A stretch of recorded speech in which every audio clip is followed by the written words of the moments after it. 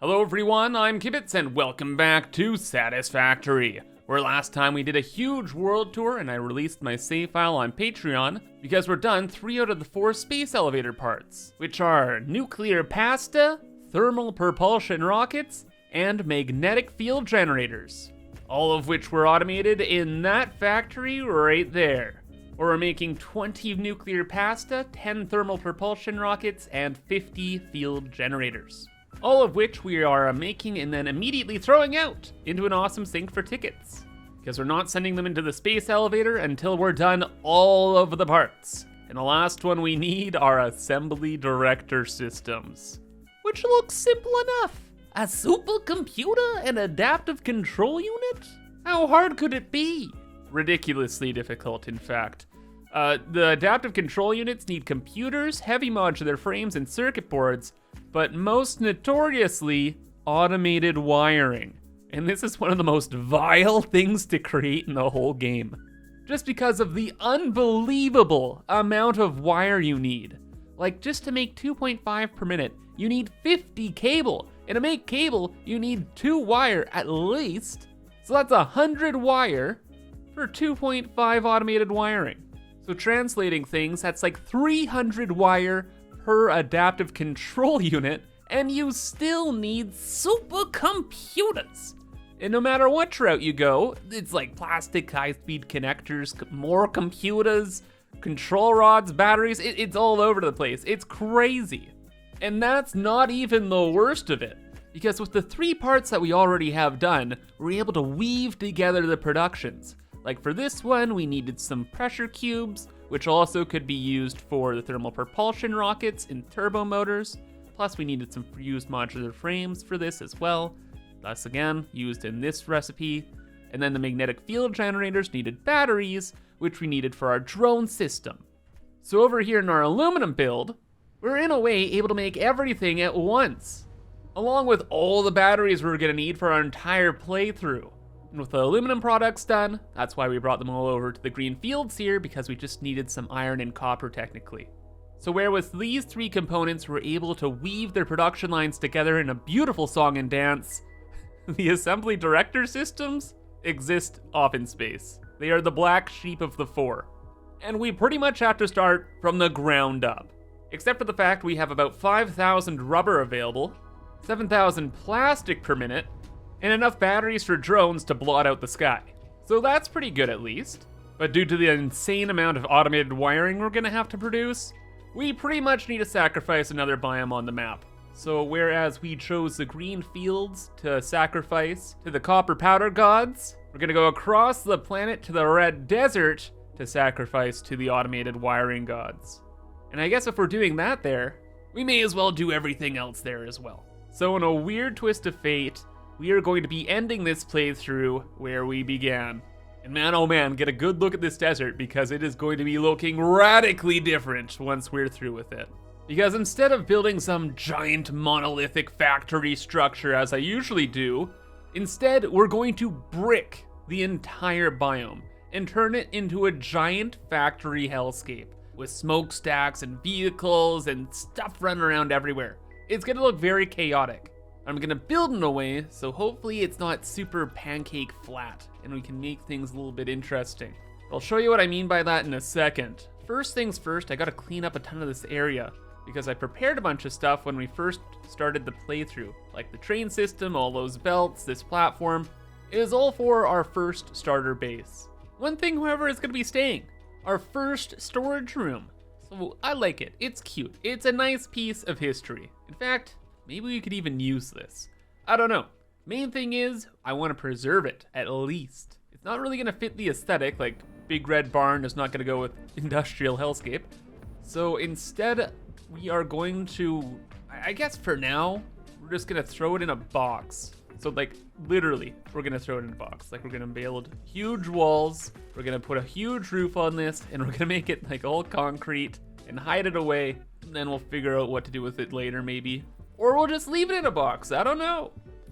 Or no, really, it's not even a box. It's a tomb.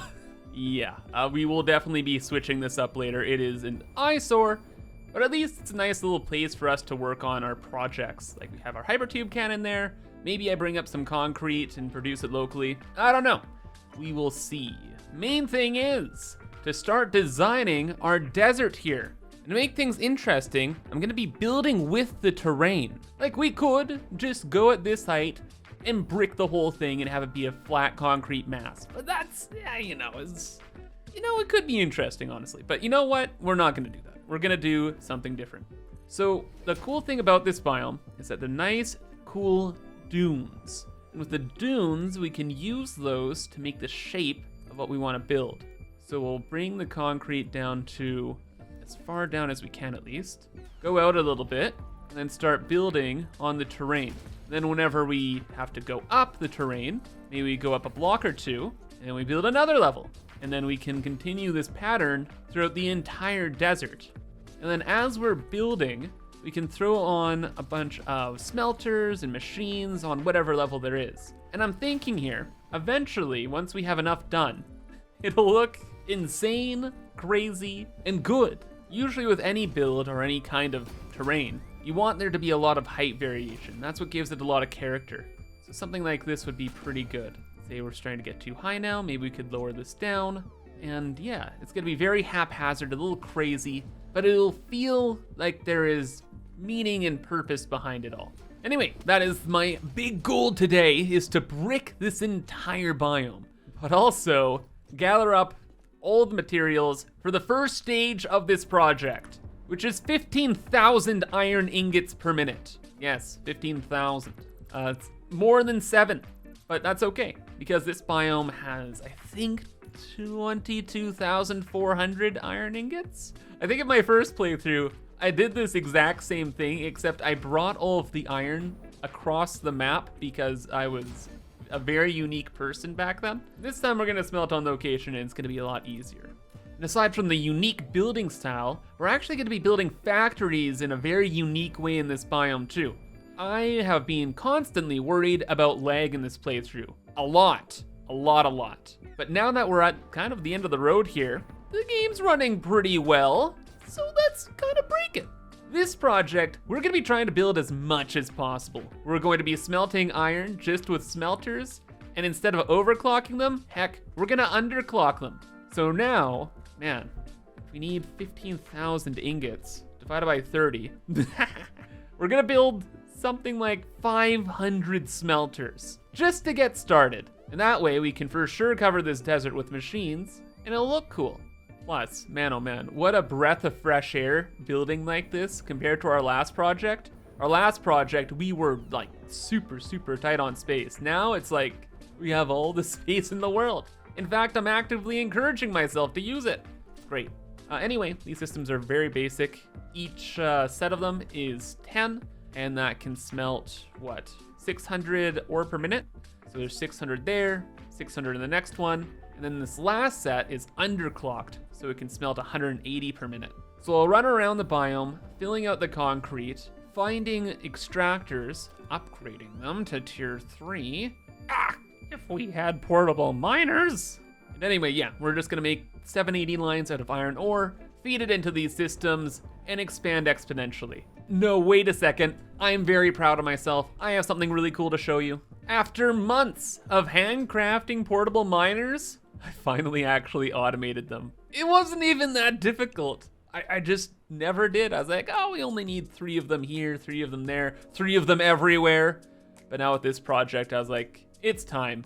And even better, the universe rewarded me for my efforts. Not only will things be convenient in the future for us, but it's actually also convenient setting up the production. Because you see, inside my main factory here, it's a little busy. There's not a lot of space, which is why I avoided this project for so long. But then I found just a little corner over here and built the constructor kind of in the air. It has supports, it makes sense. And I was able to fit this thing in, keep the pathways around, and better yet, I was able to belt all of the portable miners into the storage room very easily. So that's the portable miner line. It goes to that conveyor lift, and that conveyor lift is directly under the bin in the storage room upstairs. And there's nothing in the way. I didn't have to move a single thing. and now my life is convenient forever. Give me them. Ooh, doesn't that look nice? But all right, I have an absurd amount of work to do here, and you'll really only understand the concept once I build out a bit more. So let's just boop it so I can give you an idea of what's going on. And so the factory grows. Little by little, I find another iron node, scoop it up, build the smelters, and then expand our build off to the next. And once I continue through the entire biome, I'll fill in all of the extra spaces. Couple problems though. We do not have enough iron nodes in the actual desert itself here for our project. We need more. We need to go out into the rocky desert part over there and off into the cliffside over there. Thing is, I don't really want to extend this pattern like way out into the cliffs where we can't see it. Nor do I want to do the same thing over to those rocky cliffs either. It's just gonna be a little crazy. Go outside the scope of things, you know? So instead, we're gonna have fun this project. We are going to build trucks and trains everywhere. Like, we're not gonna really try and make it the most efficient build ever with belts and whatnot. No, we're gonna have trucks, trains, delivering like a handful of items each, just to add movement. We're gonna have roads. It's gonna be very fun. You know what? It's our last project. We've done everything else super efficient. Why not? Let's go a little crazy with things. Heck, maybe even a tractor? Oops, sorry there, bud. Anyway. There is an iron and copper node out here we want to scoop, and they are critically important. Oh my gosh, why are there spiders here? Nope, I don't think so. Gross. Are they dead? Probably. It was, it was a nuke. Oh my gosh, it was a nuke! How? Goodbye. Watch him run towards me with a nuke on him. You have no idea how many times I've died to that. Okay, back to building the miner here. I didn't grab any of the things. Great, never mind. Main thing I wanted to show is that just for this one, we're actually just gonna use our ground supports, these guys. So whenever we have to go outside of the concrete slab we're building, we'll either have trucks gathering things or we will set up some of these. They have power built in, they have 2 belts, which is super convenient, and they look good, which is also really important. So yeah, those will come following the path and go eventually to the slab, which I have to continue out here. The only problem is the fun with these kinds of projects comes after a lot of grinding. All this stuff takes forever. I've listened to so many podcasts though, so you know what, I don't really mind. But oh my goodness, dude, there's so much concrete. I built a localized concrete maker thing, and I am so happy I did, because we are like, what, maybe 10-15% through? And it really still just is same old. Set up machine, look back at the concrete, and zoop. So much zoop. You know what, screw it, no more zooping, it's time for booping. Oh, thank you so much, booping, because wow, this took a minute. But it's exactly the aesthetic I was kind of going for. Just kind of almost alien looking landscape where we have random shadows, raises and indents everywhere, and belts and machines dotting it. Of course, we still need to build the thousands more for actual production and not just smelting, but we'll get to that soon. We still don't have all of the iron we need. We need 3,900 more. And that should be, yes, another 5 pure nodes. So we're gonna have to grab those out in this area. Oh, by the way, good news. You know how I mentioned in the beginning of the video that I released this world on Patreon? Well, guess what? I included all of this concrete stuff. So if you wanna build in this concrete apocalyptic wasteland, it's all gonna be like this, in this exact state, and you can do whatever you want. Have fun. Anyway, we are going to now have some fun with trucks. We are going to set up highways and all that kind of jazz going through this whole area to add in movement. And our trucks are gonna go off this way to get that last little bit of iron and a few other resources. Main thing is we need to build a highway, and we have a highway, but it needs to be adjusted. And so I did. I've included the new blueprint on Patreon as well. Anyway, we have some light poles up here because, hey, why not? It's our final project. Let's throw some lights around. And then we have actual power connections down here. We'll have these running around all over the place, carrying power throughout the entire slab. So now we just need to build the roads everywhere. Not 100% sure how this will go. Like, things will be chaotic, but they still actually need to work. So we'll build the highway a little bit raised above everything else. And then we'll have little turn-off points that kind of work with the slab's terrain here. We are going to build at least part of the highway going out this way because there are a lot of resources over in this direction. And it's relatively flat, so it'll be fine, probably. Like, there's some limestone there we need. And again, there's some copper and of course all of the iron. And then we'll just start building down. And the trucks can drive around the terrain, because that's kind of the best part of having trucks, is you don't need to set up any infrastructure for them, at least not everywhere. So all right, once the trucks come and hit the ground here, there are some iron nodes. That's a copper node, a couple coal nodes. There's an iron node over here. So we'd set up like a miner, overclock it out the wazoo, because we're still overclocking at least the resource nodes. Then we'll start building random truck stops everywhere. It's like nothing crazy, just like a little area here. We'll put a truck station down, and then probably add like some very, very basic decor. Before I built this truck station though, I should have really figured out the truck path. Like, we can't just have the truck go to there, loop back around to the road. That's not gonna work out, because then we have to have another truck station over here for the copper, right? So we kind of want the trucks to go in a loop. Hello, friend. Can we just do a loop in the dirt? Like, the trucks go over this way. Yeah, do like a little U-ey around there. Can we go further? I know there's another iron node like right behind this cliff. This terrain is not looking very drivable.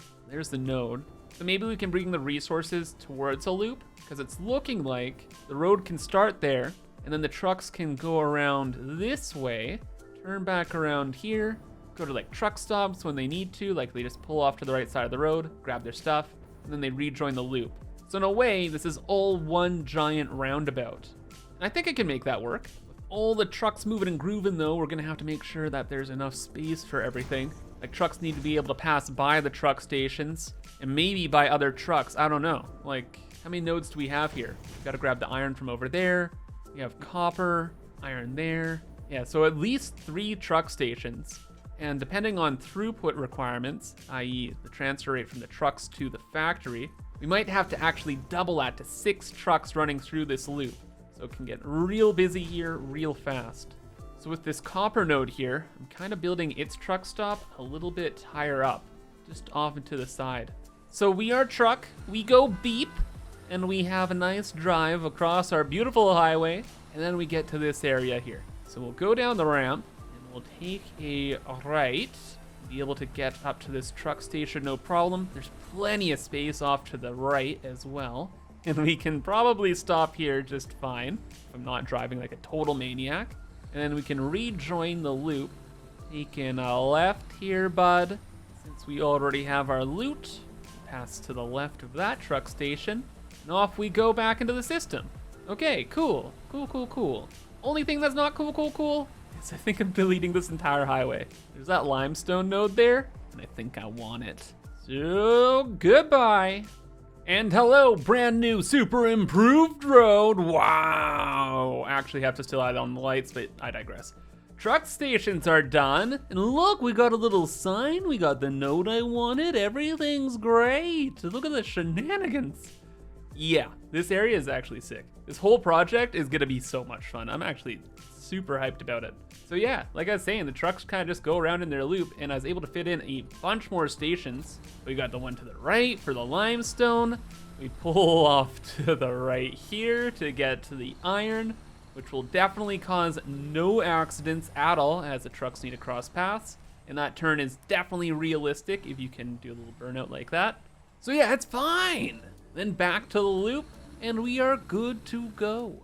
Almost, kind of, not really. You see, we need that coal up there, and we have no more room for truck stations. This is already 4 trucks, and like I said, if throughput rates aren't good enough, we're gonna have to make it like 8 trucks or something. So yeah, no more trucks. But what about coal? I want the coal. We need steel, and there's so much coal. Well, later on, we're gonna bring over a train. It will go choo, and it will gather up all of the coal, and it'll be fun for me and you. Bad news, we still don't have enough iron though, so yeah, forget about all that. We need more iron, which means we need more beep, and to get more iron, we have to go to the ends of the world to get it, because we wanna go way over that way, behind that weird looking tree. This also means we have to build a highway out there. So for the most part, we're only gonna have two main highways. We're gonna have this one that's gonna just scoot straight across, and then we're gonna have another highway that just scoots straight that way. So we have like a main horizontal and vertical highway. Totally wanna dodge this hill here, so we're gonna go a little bit further this way, build this a bit down so we can use the blueprint, and then off we go yet again, on the road again. Off to space, space, space. Wait! I didn't look ahead. The cliff, the slug, it's all in the way. Gotta delete it all again. Woo! But don't worry, I'm not losing my mind, you are. It's only like, 50,000 concrete I've had to build today. It's nothing, it's crazy. It's not crazy. You're crazy. Exactly. Alrighty though, I think this road is done, finally, and we are close to our target. So we're gonna have to build something of like a roundabout for the trucks here, because we need a bunch of them to go over to the right, to that horrific looking maw there, and then we have to have a few go to the left to get some sippy drink water and some quartz. So yeah, the trucks will come via the right lane, scoot over this way, or go in a little bit of a circle and go over that way. But back over this way, we still need the iron, and the last little bit is right here. Right with these two nodes where we have like 1,200. Wait, no, we need actually that much. We're short 360. Both of these are normal nodes. Oh no, what have I done? Where do we even get more iron? I'm pretty sure we've tapped out the biome. We might have to utilize the sip. We're gonna have to use the pure iron ingot recipe. I can't believe I'm using this, but it's the only option.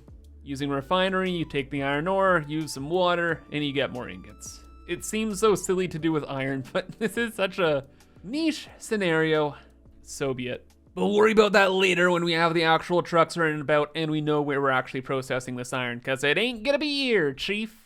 Nope, right now, we just wanna gather the loot, throw down the couple minor unskis, and collect on the 4 nodes. Wait, no, lies, 8 nodes. There are 3 coal nodes over there.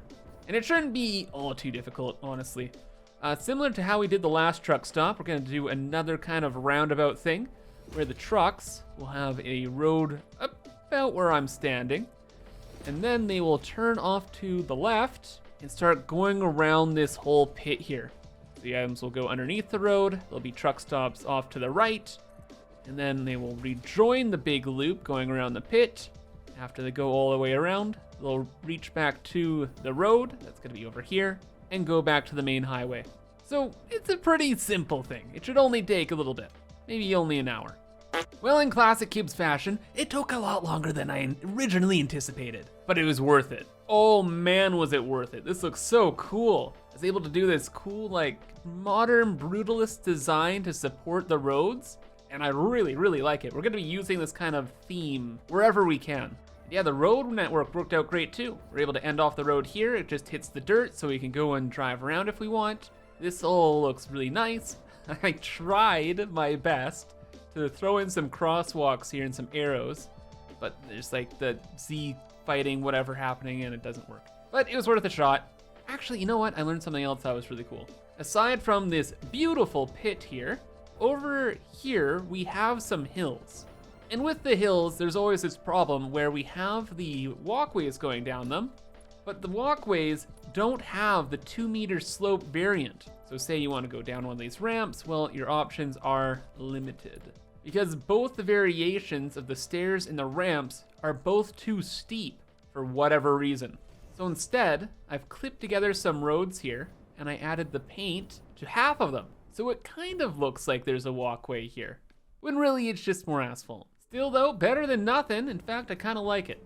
And yeah, this whole place is beautiful. It'll work out super, super well too. Like I said, the vehicles just go that way, scoot into the little parking spots, and scoot the rest of the way around until they go back home. And once I have some power sent over here, well, then we can use the hypertubes to scoot back in an instant. But instead, we got a beep. But you know what? It's all right, because we got all of the iron in this entire biome and practically smelted it all. Plus, you know, we completely bricked a quarter of the map, which is also, you know, that's a good job. You know what? Pats on the back all around. But you better believe that's gonna be all for today. And I guess next time we'll figure out, you know, how to fuel the trucks and where the trains are all gonna go and all that kind of jazz. But you know, that's a future Kibs problem. For now, I hope you enjoyed and have a fantastic rest of your day. Bye-bye.